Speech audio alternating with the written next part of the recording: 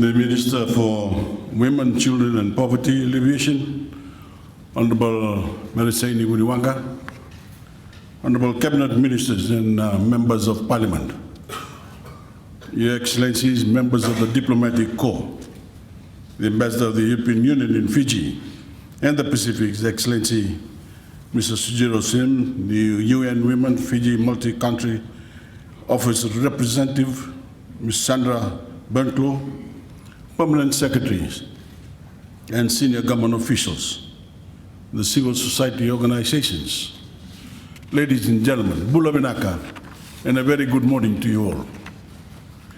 Your Excellencies, ladies and gentlemen, today is the International Day for the Elimination of Violence Against Women and Girls and marks the beginning of 16 days of activism against gender-based violence.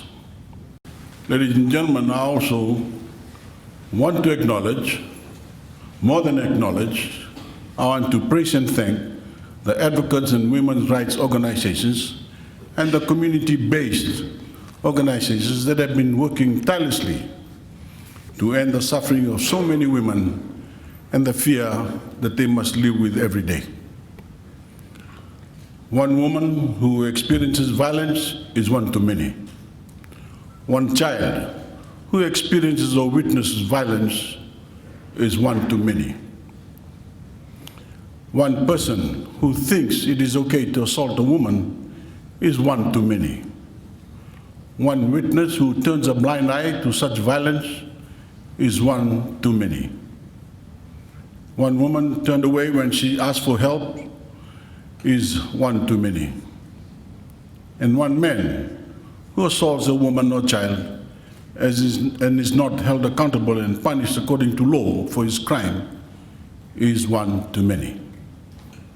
But more than that, when a man is not brought to justice for an attack on a woman or child, it creates an environment of impunity and permissiveness that no civilized society can accept in good conscience. You've heard me speak out on this subject for several years. We have changed laws, as you've heard, and we are enforcing the laws, and we will not take one step back. Eliminating violence against women and girls will not be easy. We know it is far too prevalent in Fiji, and it is unfortunately becoming embedded in our culture. But we are not constrained by history, and we can and we must purge the ugliness we retain from our past. As societies become more enlightened, they shed negative behaviors that were once common. They confront their past and their harmful traditions. They confront their prejudices, their superstitions, and their violence too. It happens everywhere, and it is happening here.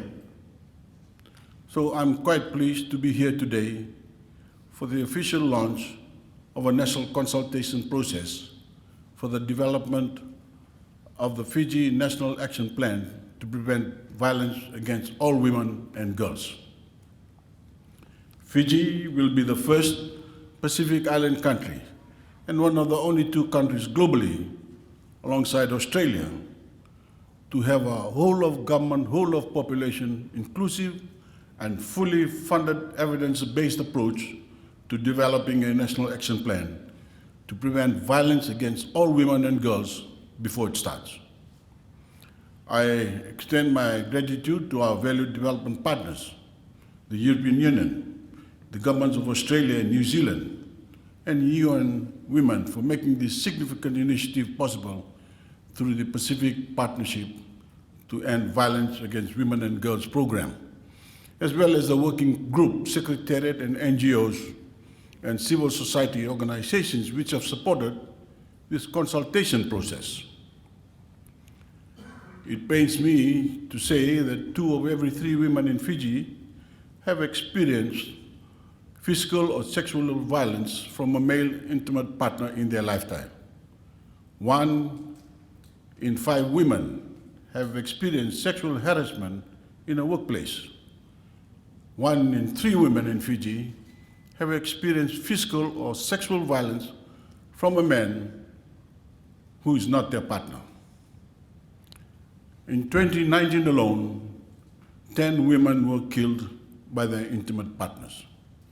Our women and girls are targeted at home as well as in their workplace, in schools, in hospitals and universities, on the street and online. No space is immune. This is not only affects the survivors themselves, but the children who are exposed to it, their extended families, their friends, their work colleagues, and ultimately the nation. There are not only personal stories behind these statistics, but there are also attitudes, social norms, gender roles, and rigid stereotypes where everyday sexism, discrimination, and disrespect of women and girls go unchallenged in our society. It is normalized, excused, and tolerated. Those attitudes are embedded in gender inequality, men's power and control over women, and a failure to recognize the inherent equality and dignity of all women and girls. As you've also heard, as your Prime Minister, I'm proud that it was my government in 2009 that brought into law the Domestic Violence Act, which for the first time laid a legal foundation that recognized gender-based violence as a very significant national problem. The Domestic Violence Helpline 1560 has made the reporting of domestic violence easier for survivors. The Child Helpline 1325 has given child victims of abuse a way to have their cries heard. Of course, as we know, girls and boys both suffer from violence at the hands of abusers. Those abusers can be men. They can be women as well. So it's important all Fijian children know these services. There are services they can call on. The service delivery protocol for domestic violence service providers continues to provide and strengthen a collaborative and coordinated response to cases. Despite the legal and policy reforms we have undertaken and the programs we have established, we know that much needs to be done to stem violence against women and girls. And the statistics bear that out. In order to end this national scourge, we must first come to a shared understanding amongst Fijians as to why violence against women and girls happen in Fiji, its root causes and contributing factors. For starters, we must eradicate the notion that women are in any way weaker or somehow lesser than. Girls, boys, and indeed every Fijian must see women as leaders, as decision makers, as movers and shakers in society. That begins with securing equality of opportunity for every Fijian. And we know opportunity is born from education.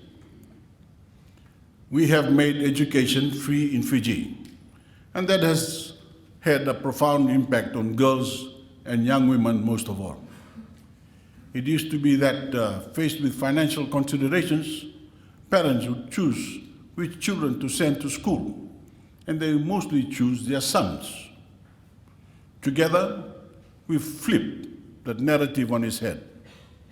Today, 92% of girls in Fiji complete their secondary school education, and women make up the majority of graduates in our tertiary institutions. This new generation of empowered and well-educated women deserve to rise as far as their abilities can take them. For its part, the Fijian government has chosen to lead by doing not only building a foundation of a violence-free Fiji, but in creating equality of opportunity for Fijian women. We have introduced open merit recruitment and advancement within the civil service. That means people are hired and promoted based on their ability, not based on their ethnicity, not based on who they know, and certainly not based on their gender. For the first time, women can compete on a level playing field. For the first time, merit and merit alone matters. Today, nearly 30% of leadership positions in the civil service are women. Given, given the achievements of Fijian women in education, we expect that figure to grow. But that movement can't end at the halls of government buildings. It must sweep across society, whether it's in sport organizations, in business, in parent-teacher association, clubs, or community groups. We've sadly seen the same painful story play out time and again in Fiji. Women who had the skills, drive, and ambition to lead found themselves behind the scenes, in the charge of less qualified men because gender took precedence over hard work. That era must end. We must see the democratization of every workplace, every community, every club, so that the playing field is level everywhere and women can achieve the success their ideas and talents deserve. As more women kick down the doors of old boys' club by rising to become decision makers in government, as well as in the political life, in the private sector and across our society, we do some of the most important work of rooting out the ugly superiority complex that so often breeds violence against women and girls in this country. Your Excellencies, ladies and gentlemen, violence against women and girls is not a happy or simple subject for the nation to discuss. But most of the things that are worth doing are hard. But we do not shy away from them precisely because they are worth doing. This important conversation through the National Consultation will ensure that the Fiji National Action Plan is informed by the broad variety of experience, knowledge, and expertise that exist in Fiji. The challenge for all of us, government at all levels, each one of us as Fijians, lies in this: to act together. Together, we can put measures in place to stop violence before it starts. Substantial global evidence shows that violence against women and girls is preventable. It is not inevitable. It is not a permanent condition that we must endure. And it is preventable within years, not lifetimes. When we look back on this gathering, wouldn't we all like to say that on this day, November 25th, 2020, we started something that changed Fiji forever and for the better. Ladies and gentlemen, distinguished guests, Your Excellencies, I'm delighted to open the National Consultation for the development of the Fiji National Action Plan to prevent violence against all women and girls. Thank you, Vinagwalev, and God bless you all.